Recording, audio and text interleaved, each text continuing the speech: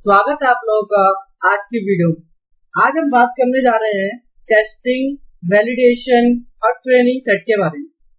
सबसे पहले अगर हम देखें तो हम डेटा सेट को टेस्टिंग और ट्रेनिंग में बांटते हैं। हम ऐसा क्यों करते हैं? अगर हम पूरे डेटा सेट को एक मॉडल में दे दें और उसके बाद हम ना टेस्टिंग में उसको बांटे और ना ट्रेनिंग में बांटे तो क्या फायदा होगा, क्या नुकसान होगा? अगर हमने पूरा डेटा सेट उठा के दे दिया तो ऐसा है कि हमें रेशियो में बांटने की कोई जरूरत नहीं पड़ेगी और हमारे लिए बेनिफिट होगा। पर अगर हमने पूरा डेटा सेट दे दिया है तो हम इसकी एक्यूरेसी चेक नहीं कर सकते हैं।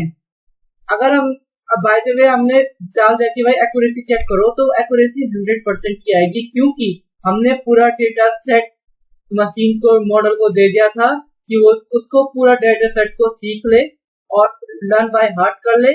और अगर हम उसके बाद फिर कोई और उसी डेटा सेट्स में से उठा के उसको देते हैं तो सीधी सी बात है वो तो प्रिडिक्ट कर ही देगा।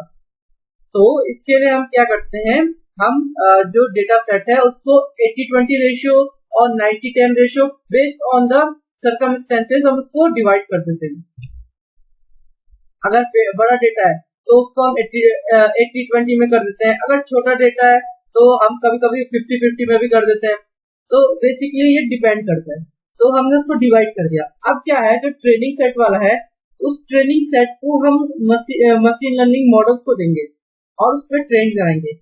अब हमारा जो टेस्ट सेट है उसको तो ये है कि उसको कोई नॉलेज नहीं है, मॉडल्स को कि कोई नॉलेज नहीं है कि ये ऐसा है, मतलब उसके एलिमेंट्स हैं उसके बारे में कोई नॉलेज नहीं है मॉडल को। उसके बाद जब हम टेस्ट सेट पे अपनी एक्यूरेसी चेक करेंगे तो वो जो एक्यूरेसी होगी वो बिल्कुल सही दिखाए। ठीक है, अब हम बात करते हैं वैलिडेशन क्यों करते हैं। ठीक है, अगर हम बाय द वे अगर हमने जनरलाइजेशन निकालना है तो जनरलाइजेशन मतलब जो नया डेटा आ गया और डिप्लॉयमेंट के बाद तो उस पर कैसे वो परफॉर्म कर रहा है। तो हम देखते हैं कि जनरलाइजेशन एरर अगर हमारा ज्यादा आ गया, ठीक है, तो इसको हम क्या बोलते हैं, ओवरफिटिंग किया। हमारा जो मॉडल है उसने अच्छे ढंग से परफॉर्म किया टेस्ट डेटा में, और जैसे डिप्लॉयमेंट के बाद उसने नए डेटा सेट में उसकी सिस्टम परफॉर्मेंस कम हो गई या उसकी एक्यूरेसी कम हो गई, तो इसको हम क्या बोलते हैं, जनरलाइजेशन करो। तो जनरलाइजेशन में जनरलाइजेशन हो गया, मतलब सॉरी ये क्या हो गया, ओवरफिटिंग हो गई। ओवरफिटिंग को रिड्यूस करने के लिए हम क्या यूज करते हैं, रेगुलराइजेशन।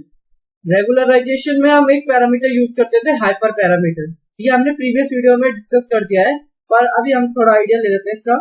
तो हाइपर पैरामीटर को क्या होता है, एक पैरामीटर होता है जिसकी जो हमें लर्निंग एल्गोरिथम में देते हैं, ताकि हम उसका जो रेगुलराइजेशन रेट है, मतलब उसका जो ओवरफिटिंग का जो रेट है वो हम डिसाइड कर सकें कि ये हाई होना चाहिए, लो होना चाहिए। और फिर कि हम रेगुलराइजेशन को अगर ज्यादा बढ़ाएंगे ओवरफिटिंग कम होगी, अगर रेगुलराइजेशन को कम करेंगे तो क्या होगा, ओवरफिटिंग ज्यादा होगी। तो बेसिकली ये इनवर्सली प्रोपोर्शनल है, क्या, रेगुलराइजेशन और ओवरफिटिंग।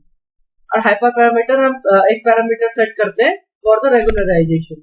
अब उसके बाद जब हमने hyper parameter by the way set कर दिया, अगर हम जैसे इसमें देखते हैं, यहाँ लिखा हुआ भी है कि हम value of regularisation hyperparameter की कैसे देखते हैं।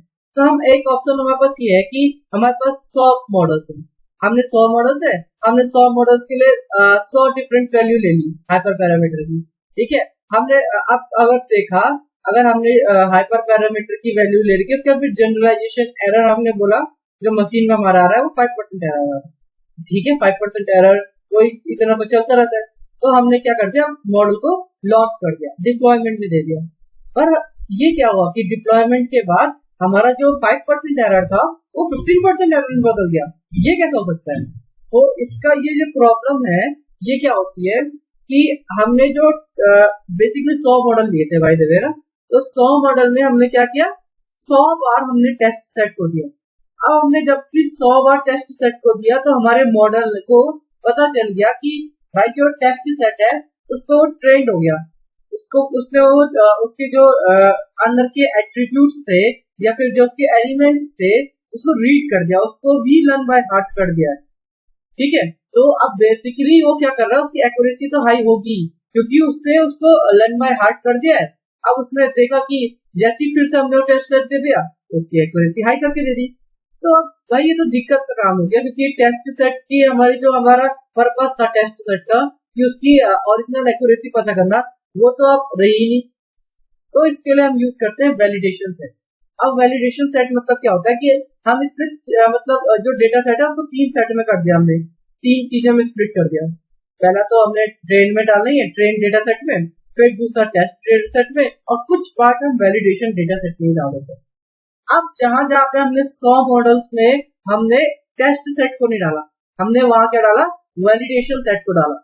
अब उसने वैलिडेशन सेट डाला हमने, तो वैलिडेशन सेट का काम ही यही है कि वो वैलिडेट करके बताए कि भाई ये मॉडल काम का है, कि मतलब ये मॉडल की एक्यूरेसी कितनी है। क्योंकि अगर हमने उसमें डाला फिर उसके बाद हमने टेस्ट सेट में उसकी एक्यूरेसी चेक की, तो बेसिकली अब ये सही दिखाएगा, क्योंकि अभी हमारा टेस्ट हमने वैलिडेशन सेट प्रोवाइड किया है, टेस्ट सेट प्रोवाइड नहीं किया है, तो टेस्ट सेट हमारा क्या ज्यादा एक्सपोज नहीं होगा। ठीक है, तो इसके लिए हम वैलिडेशन सेट यूज करते हैं। Thank you, that's all for the day.